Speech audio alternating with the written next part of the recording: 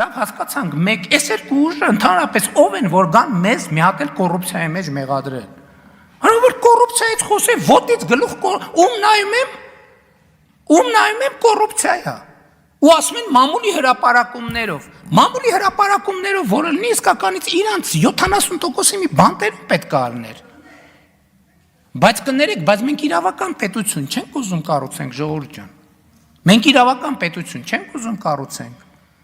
Մենք ուզում ենք, որ ասենք առավոտը մամուլ բացենք, ընդեղ գրենք, որ այս հանցագործա,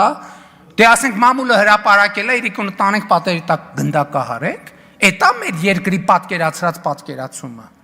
Ես բացարձակապես համաձայն չեմ դրա հետ եւ ասում եմ, էլ չեմ ասում, որ կոռուպցիան գործերով անցնող մի քանի հոգի գանստեղ առաջի շարքերում նստեն։ Մի հատ էլ ասեն կոռուպցիա։